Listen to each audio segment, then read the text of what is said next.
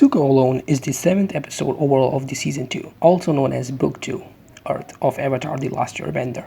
This episode chronicles Zuko's journey of self-refinement, where he overcomes many hurdles that hurdles his mental well-being and tries to clear the many clouds that plague him throughout the course of the series. Figured something out! No! If his friends hadn't found you, you would have frozen to death! I know my own destiny, Uncle. Is it your own destiny? Or is it a destiny someone else has tried to force on you?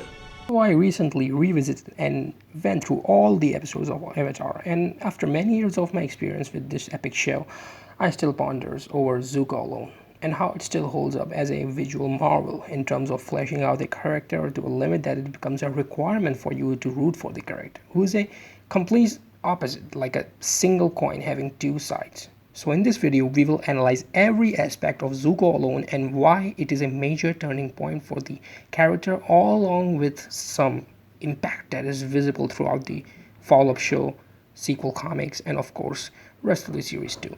This will contain some heavy spoilers for Avatar. This is your warning, you have been warned. And it's tie-in media, including comics and some filler stuff, such as the Tales of Ba Sing Se vignette. So, well, let's set out to explore Zuko Alone.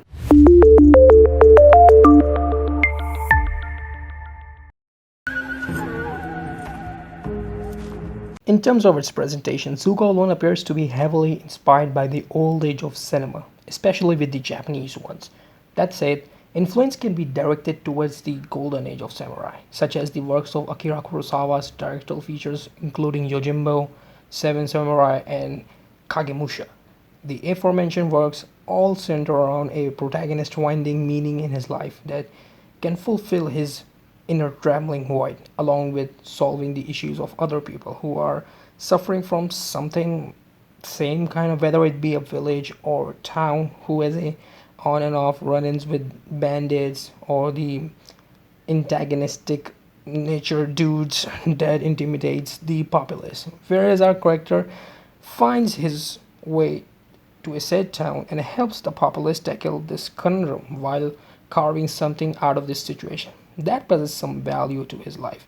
Zuko goes through some similar structure, presentation wise, where his problems are built up to this moment, and with that being his family conflict and his convoluted path of destiny. The Fire Nation acts as a bone of contamination between Zuko and townspeople. The starting of the episode makes the upcoming stances in the story pretty clear when Zuko was on his way where he sees a couple roasting chicken, or I don't know what type of meat is that, but yeah, the roasting of chicken will do. Throwing eggs at us, stranger? No. You see who did throw it? No. That's your favorite word? No? Egg. Well, this heavily implies to a parallel that the show draws. The said work can be Rashomon, short story written by Ryunosuke Akutagawa, and the towns and Fire Nation's conflict is primarily giving the vibe and aura of Yojimbo. Most of the time, screenwriters tend to mask their inspiration as a nod and to derive something new when brainstorming some ideas. In case of this episode, I think this setting came out pretty naturally, as you both have ingredients required and the catalyst to evolve your craft, which resulted in Zuko Alone. Let the kid go.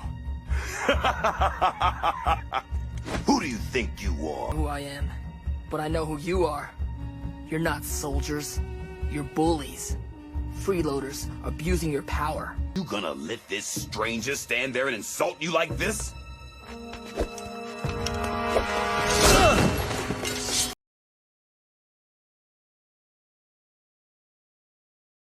To jot down every point in Zuko's development, we all stumble upon the hesitation that Zuko showed in terms of his skills handling the conflicts at hand. He vehemently goes into a state where he's toned down to obvious two sides, but he manages to turn these tides, which I guess that's why Zuko's single outing works, as the writer isolates him from the rest of the world, giving him a space to settle his matters.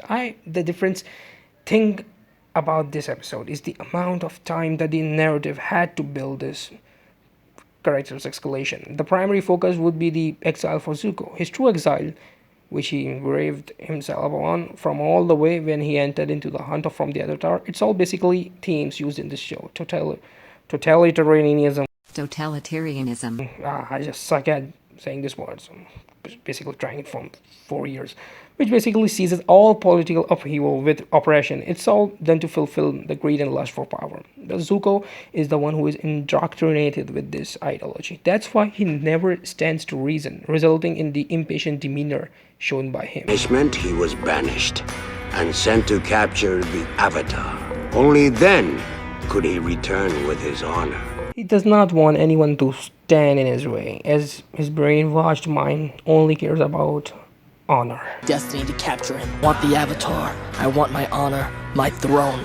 Honor in Zuko's mind can be depicted as a mere approval from his father, as he wants to find his footing in this war, which we all know is a script instigated by his father. But in hindsight, it acts as a main motivation for him to progress, as he is severely affected by his father's rule and tyranny. It's pretty sad to see him end up in dead end after dead ends, as the series used this to show him how he's lost in his way, but this episode just do him justice, because this acts as a final roadblock for a smooth sailing for this character.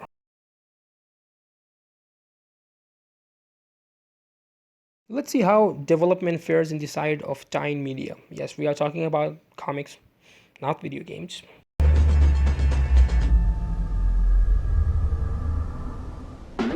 Hey, Appa!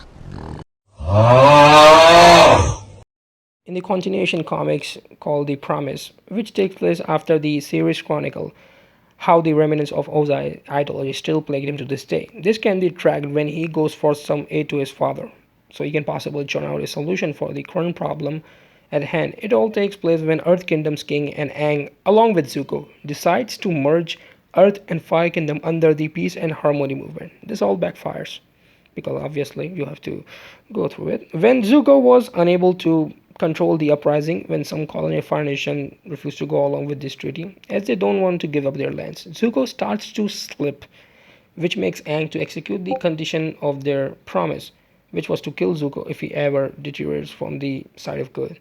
Aang does the same when a siege happens, and this panel is shown to us where Zuko is backed up by Ozai.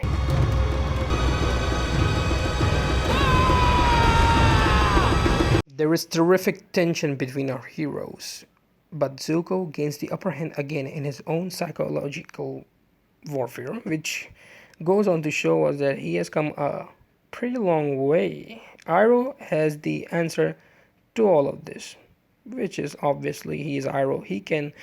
He's just the beating heart of the show, and you can't deny this character. He's pretty fucking cool. Because I was afraid you lost your way. I did lose my way. This further justifies the themes that this show puts forward about destiny and free will. It's all about what Zuko wanted, and this is a pure genius move, the writer's pull, that prevails through the whole Avatar run, and this episode, Zuko alone, is the main embodiment of some stellar character work. That not only makes you root for him, but relate to him at a personal level, like giving you a solid reason for further evolution of this deep character. You know, Prince Zuko, destiny is a funny thing.